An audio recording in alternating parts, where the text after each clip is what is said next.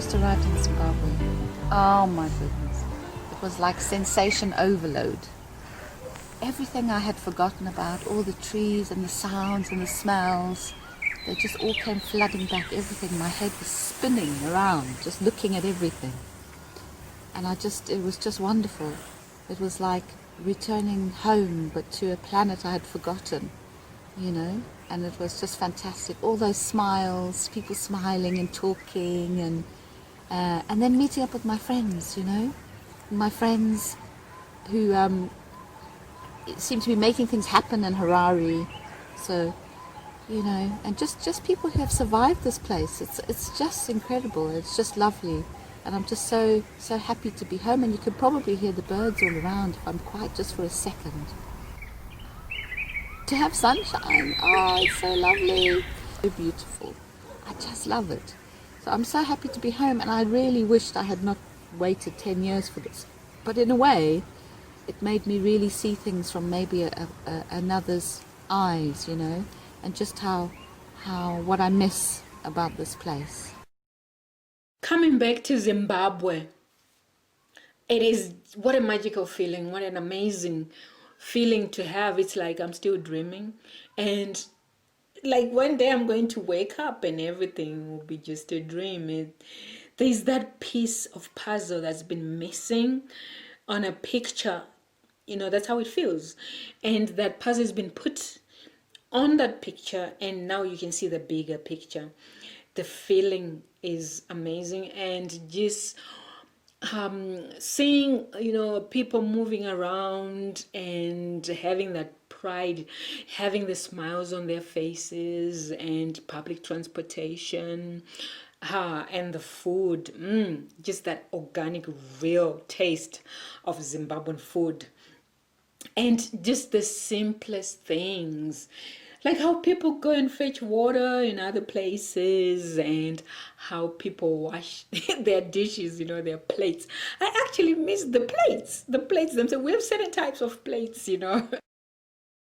Me having to meet different people, artists, you know, from all backgrounds, and being able or being allowed to do what I love to do, put my passion in filming, working with different artists, doing my talk shows, and doing different filming projects, documentaries, and all that, and having to feel that I am whole, I am Zimbabwean, I am home with so many aspects, and it is just so colorful, so vivid, so alive. I'm Zimbabwean, I'm so happy, I'm home. When we were like teenagers back in the day. Yeah. and also, I mean, you were born here and raised in Zimbabwe. Yes. And Bulawayo. But you know, I actually never really, when we met, Yeah. I never thought you were from Bulawayo. I just thought you guys were from... That's because I'm so worldly wise. We were hanging out. And I mean, do you remember that I was the only black person? Was there another guy in our group? Who was the other? Who was Simon? Who was Simon? Simon. Some guy, yeah, from... yeah, and he's gone now. I've never... don't know where people are anymore. Yeah. We connected. We stayed connected the whole time. Yeah, you and me. exactly. Yeah. Yeah. And Yeah. I mean, here in Zimbabwe... But that's true. You were. I mean, we had PT as well. Oh yeah, Yeah. PT. Colour Yeah. guy. Yes, that's true. And who else? Yeah, I'm thinking of all. But isn't it funny? I mean, we didn't even think about it. We didn't. The only thing that I remember thinking about was that, you know, usually from white Rhodesians, Rhodies, we used to call them, right? Yes. That I felt different from them. Yes, and you know? were. Yeah. And you are still. Yes. So, you know, yeah. So, and I think how that's do you... why we're all connected. We're and all so different. Linda, how do you feel different from them, if I may just ask? Yeah, of course. Because I didn't fit in with the narrow identity, I think, you know, especially in terms of because of course when it was segregated when I was at school, you know, in junior school, so it was definitely they versus us sort of thing, black and white, isn't Yeah. it? And then There was white schools and black schools. Yes. And from you, Yeah. how, I mean, did you even think what's on the other side when you saw a black person? What stories were you guys like? being told sort of thing. I think there was fear, you know, and I think this is just a universal trait. When people don't understand other people, where they're coming from, it's like, it's fear of the unknown. When you're a child, you listen to your caregivers, you listen to what you are with in the community, don't you, you know? So you carry that with you, but then as you get older, then obviously those stories, they get challenged. Yeah? Because you are now talking to people like this, face to face, isn't it, you know? And then how can you keep that same old idea? Did you think we were educated, we were smart? No. Well, I didn't think, I think as a child you were taught, no, people were not educated, but you know, you didn't even really think about that. You just thought, you had the sense that maybe you were privileged and you were Better yeah, in a than way. them, those people there. Yeah, in a way, you know, Yeah. that's, I just, you know, when you can just remember the feel of being young sometimes. You know. Yeah. Some people have got very good memories, but me, I just remember the feel of it, you know, Yeah. and that, you know, all of a sudden we had our space. Black people were coming into our space, and it was a shock, you know. When we were kids. So, isn't You it know? like close to xenophobia? You hear in South Of course Africa, it is. you It's know, the same. like It's they're coming in universal. our space. And isn't You it hear it. ironic? Well, people want to build walls now. I mean, goodness sakes. People are coming in your space, and Yeah. it's Zimbabwe. It's the Yeah. Zimbabweans, I the know. black people coming Right. invading your space. Yeah, I mean, obviously, you imagine what black Zimbabweans were thinking about white people coming into their space. Yeah. So, you know, it's just the dynamics are not very Because helpful in this world. Because I mean, also as a child myself, I mean, like you, it's always them, those people. Yeah. You know, and as a child, you can't really process. You can't really imagine who are those people. I got a doll, and there was no black dolls. No, that's true. As a child, even if you really think of it, how does a child relate to this? Yeah, exactly. It doesn't look like you. Yeah, Yeah. you know, Yeah. you're holding playing with this doll, and you don't know that person that looks like this doll. You know, Yeah. there's just black people there. You know, and then the white people, you see them. I would see them when I went to my mom's work.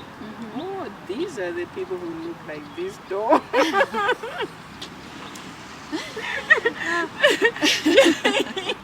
We never discussed race. No, we when didn't. we hung out and No, we were more interested in what music What you music like, to like or which and- parties are you going to. yeah, or- just living, having Yeah, fun. having- So I remember, Linda, when we hung out back in the day, I remember some people would call me African, and then you guys were European. Yes. You know? Yeah. It's a good point, actually, and I had never noticed it when we were here, maybe. Yeah. Because naturally I was called European because I was white. It was almost like saying you're white, and you know you're African because you're black. But you know, I was born and raised in Africa. Yeah. So then when I go to Europe now, because we left, isn't it, 1988? 1988. Because yeah. only out of curiosity. It was And- nothing to do with anything Yeah. except curiosity. We wanted to We leave. wanted to and explore the new Yeah. horizons and our partying had died down, and we were like, let's find let's find something new. new and let's go and Yeah. broaden our horizon, Yeah, basically. exactly. You went to the UK. Remember, That's it. I went first, then I came back. Maybe you don't remember. Then you went. Ah. Yeah. But then, You yeah. went and to Denmark. No, I went to the UK first. Oh, okay. Then I came back. Right. Then I went to Denmark. Okay. Then that's when okay. you went to the UK. Yeah. Yeah. It was like loads of us all at the same time. Like, Whang! wow. We all Yeah. left, yeah. Yeah. So you were saying that part about Europe, and now Yeah, you went because to now, Europe. now I'm in Europe. Mm. Now I don't feel European. Yes. Now I feel African. So people very much would whatever my opinion, it was all like, you're just racist, you know. And also just the whole feel of the place, I felt like I very much missed Zimbabwe so much. Missing people smiling on the street, and because it really occurred to me, the whole difference of culture. Like people, it looks like people have money there, but not happiness, you know. The sense of community is not the same. We're more of an individual. I mean, the alone thing, that sense of community, it wasn't there in Denmark either. Like on the bus, remember, you've been to Denmark. Yeah. I moved there to find you again. Yeah. I wanted to see someone with an African smile, to be by your energy. And on the buses, Linda, I remember also when I was in the bus, when I go on the bus, you walk in and somebody's sitting like this. Yeah. There's just that. It's not like smile, hi. And it's just like somebody's like, I hope she does not come and sit next to me. I don't want her to come and sit next to me. That would mean you'd have to communicate with someone else. Exactly, that you don't want to communicate. Yeah. And I mean, I was like, I would just go. And funny enough, you know how it is sometimes when somebody sends a certain energy to you? It's like you're drawn to them. Then I would go and even sit beside that person. But that's good because you educate people then, isn't it? Mm-hmm. Yeah. Like, you're probably afraid of me, but let me sit next to you. Yeah. And you see that I'm not a monster. Yeah. It's just, it's a color that is different, but I'm just the same in being a human being. And you'd sit there, and sometimes I would start conversations, and hi, how are you, da da da. And then after a while, they warm up, and they're like, oh, you are nice. You're not like those other ones. We experienced something in Denmark where I was black now. I mean, not that I've never been black. But I know what you mean. I remember you were giving me a hard time. I was giving a hard time only because I was worried. I was thinking more of the guys with you. That I was thinking these guys, maybe they're just attracted to you because you're a black woman from Africa, like exotic. Yes. They're not really seeing you as me, as you, but just this exotic fruit that they've managed to pluck. People say there is no racism in certain parts of the world, but you and I, we experienced racism in different ways. Yes. Overseas. Yes, there was a presumption about us. It's more about just sitting with someone, talking about your experiences of Africa, and maybe then people can see that you're open-minded, that you're accepting of people, and because people don't even realize that they are the ones being racist. Yeah. By making that prediction about you. And something kept us together because we still had that thing that no matter where we were, in the UK, in Denmark, we were still one. Zimbabweans, you have something very special. That you have this innate ability to connect to people, to talk to people, to see through things that you are being presented with something, you can see through it because of our stories here. And this is what the world really needs. And when you start being exactly sitting on the bus and talking to someone, they need that. Walking around the street, disjointed now. We're not connecting to each other, and it sounds like something hippie or something, but it's absolutely true. This is what makes cultures happy. You see poor cultures, people are smiling, they have a sense of community, they have connectedness, they're helping each other to do this, that and the other. They have some meaning and purpose. And they greet each other on the streets. Exactly. I mean, you're back now in Zimbabwe. Yeah. What could you tell people? I mean, just from your experience. That the grass isn't greener on the other side. And I've seen this in many Zimbabweans, black and white, from when I'm with them overseas. Always a longing, like we're missing something. Like we built our life there, but it's missing something, And you almost have to come to an acceptance that you're just going to have to come back and reconnect to Zimbabwe and go back again. Yes. But really, ideally, you would love to just be here and living here. And and be old here. And be old here. Oh my goodness,